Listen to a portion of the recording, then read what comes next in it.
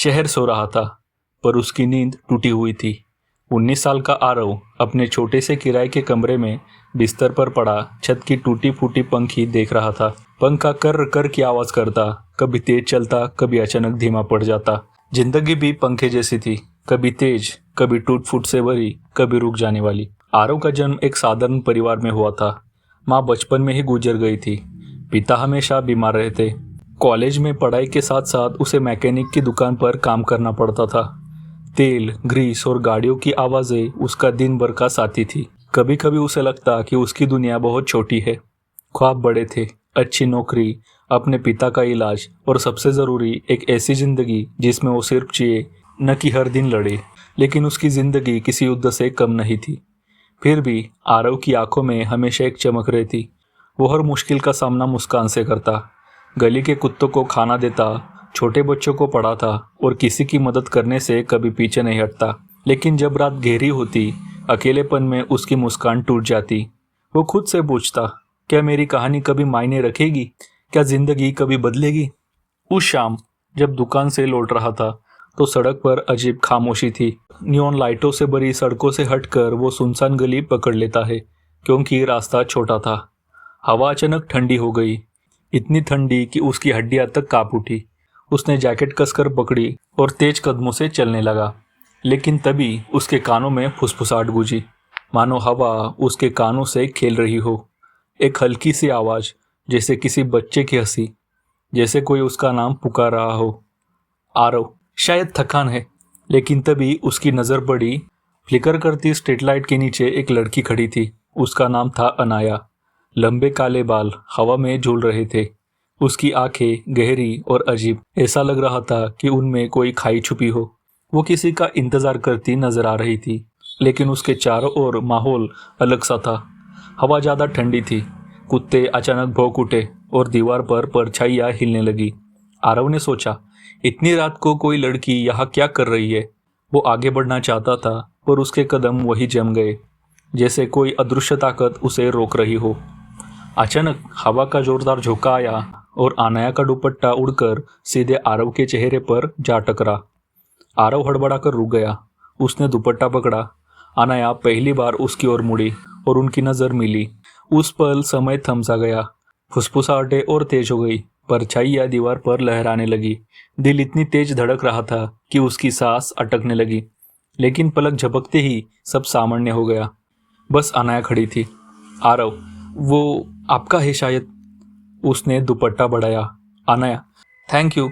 लगा था कि हवा हमेशा के लिए इसे ले जाएगी। लेकिन साथ ही एक रहस्य भी। आरव के हाथों में अब भी ठंडी सिहरन दौड़ रही थी। आरव ने हिम्मत करके कहा, देर हो गई, आपको यहाँ अकेला नहीं होना चाहिए। अनाया ने गहराई से उसकी ओर देखा। उसकी आंखें जैसे उसकी आत्मा पढ़ रही हो। अनाया धीरे से बोली, शायद शायद मैं किसी का इंतजार कर रही थी। आरव चौंक गया। इतनी रात को इस सुनसान सड़क पर? उससे ज्यादा चौंकाने वाली उसकी आंखें थी, गहरी, रहस्यमयी और खिंचाव से भरी हुई। तभी स्ट्रीट लाइट झपकी और बुझ गई। सड़क अंधेरे में डूब गई। हवा और भी ठंडी हो गई थी। आरव ने पीछे से कदमों की आहट सुनी। मुड़कर देखा, कोई नहीं था, बस परछाइयाँ जो लंबी होती जा रही थी। आरव ने अनाया से विदा ली और जल्दी जल्दी अपने कमरे की ओर चला गया। लेकिन रास्ते भर उसे लगता रहा कि कोई उसका पीछा कर रहा है।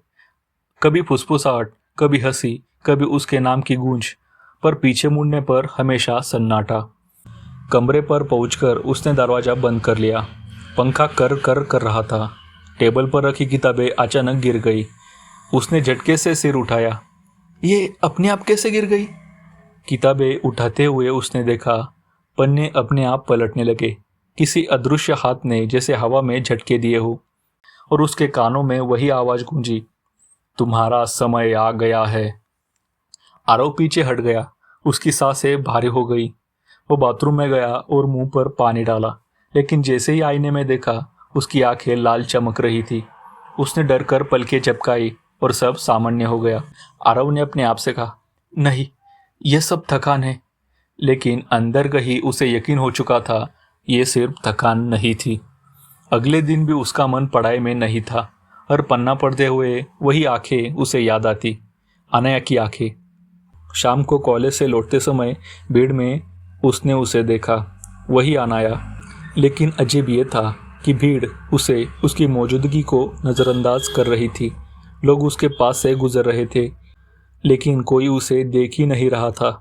आरव हक्का बक्का रह गया और तभी अनाया उसकी तरफ बढ़ी। अनाया मुस्कुराकर, लगता है किस्मत हमें बार बार मिलवा रही है। आरव हकबगाकर, तुम कौन हो?